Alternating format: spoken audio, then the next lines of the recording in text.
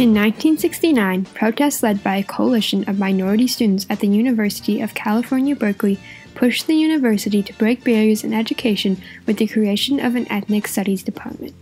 These strikes, led by the student organization Third World Liberation Front, protested the white, Eurocentric education being taught throughout California and the nation.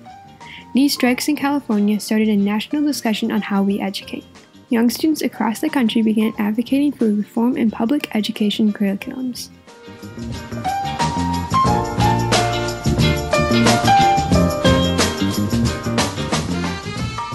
Prior to World War II, college was mainly for the elite upper class and was unaffordable to most. After the war, America's economy boomed and the expansion of a middle class led for high school graduates to attend college. But for many minority students, college was not an option due to barriers in education such as the lack of funding and resources in majority-minority high schools and the racial bias in the college application process. Minority students who did attend universities were met with a white, Eurocentric education being taught across the country. These curriculums emphasize the history of European white males, leaving the histories of minority students underrepresented. In the 1960s, some universities were starting to address how to make their schools more diverse and equitable. In 1964, the University of California, Berkeley instituted its Education Opportunity Program to make the school more accessible to minority students, in part by soliciting students at local community colleges. By 1969, minority enrollment at universities nationwide was at an all-time high.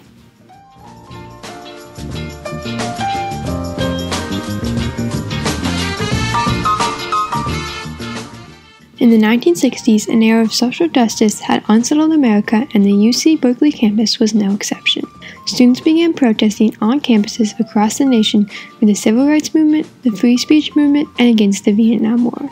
Berkeley students formed political on-campus groups, and the university was known for its counterculture. UC Berkeley was in newspapers around the nation because of its student-organized free speech movement, a movement that pushed for the removal of the ban on campus political gatherings.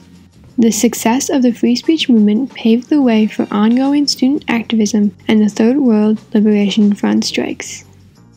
Throughout the spring of 1968, at neighboring Bay Area school, San Francisco State University, tensions had been rising.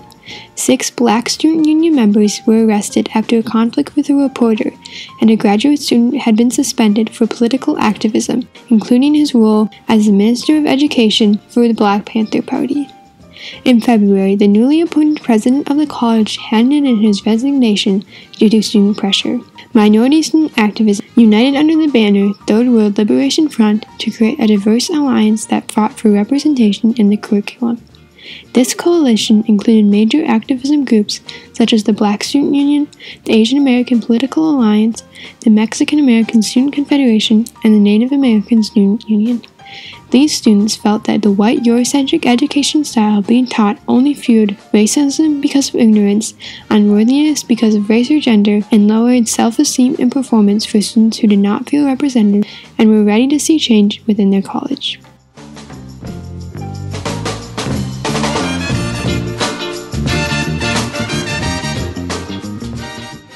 Soon after the formation of the Third World Liberation Front at neighboring SF State, Berkeley students came together under the same banner, creating a strong coalition in the Bay Area.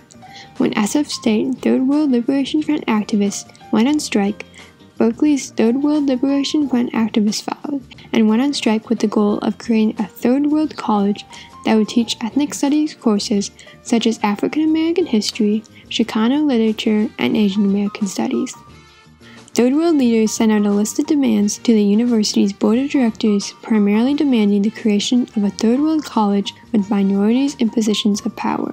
Tensions on campus were strained more as students left classes to join marches and campus demonstrations. California's Governor Ronald Reagan opposed the students' political power and, as promised in his election campaign, tried to suppress strikers by declaring a state of emergency. All of it began the first time some of you who know better and are old enough to know better let young people think that they had the right to choose the laws they would obey as long as they were doing it in the name of social protest.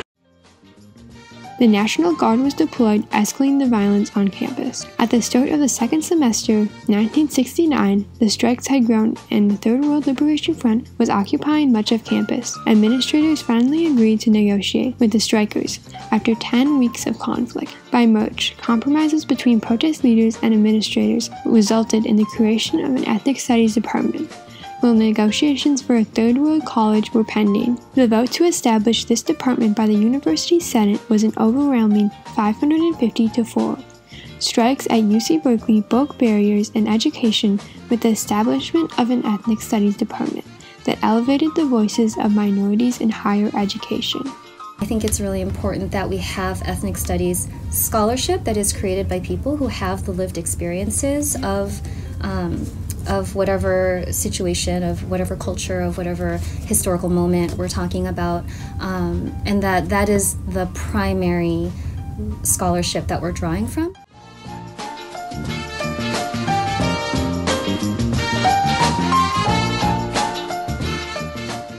In the decade following the creation of the Ethnic Studies Department, the university fell through on its end of the deal to transition the department into a third world college. Many minority staff were being cut, and despite their qualifications, new minority staff were not being hired. The department's budget was cut by $3,000, eliminating 8 courses. For the next 30 years, the university would not institute the promised Third World College, instead keeping a temporary ethnic studies department. However, student activists wouldn't let the university's administrators ignore America's minorities' history. In spring semester 1999, students rejoined under the banner Third World Liberation Front. 100 students and professors camped out in front of California Hall, 6 of whom were on a hunger strike, after administrators refused to listen to student demands. As a result of the strike, UC Berkeley reinvested in the department and agreed to hire more tenured minority professors and established a multicultural center on campus.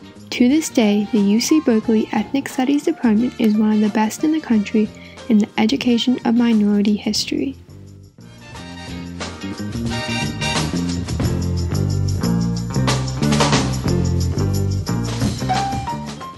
The barriers in education that the Third World strikers broke paved the way for systematic change in education. Today, a rising number of public school administrators and high school students have started discussions around ethnic study requirements in lower education. Indiana and Oregon have enacted laws requiring ethnic studies to be taught in elementary and high schools, and California has proposed a law that would make ethnic studies a high school graduation requirement. In 2013, only 1% of public school students in California had access to ethnic studies courses. However, about 71% of students in the 60 biggest public school districts in the U.S. are Latino or Black. In 2010, Arizona enacted a ban on Mexican American studies in the Tucson School District, stating that the program and content was too controversial for students to learn. Students at Phoenix high schools let their voices be heard, and the ban was ruled unconstitutional, helping bring attention to the importance of ethnic studies not only for students of color but for all students. Across the country, high school students are taking steps to improve their schools. The Third World Liberation Front strikes broke barriers in education by inspiring generations of minority students to stand up for their histories.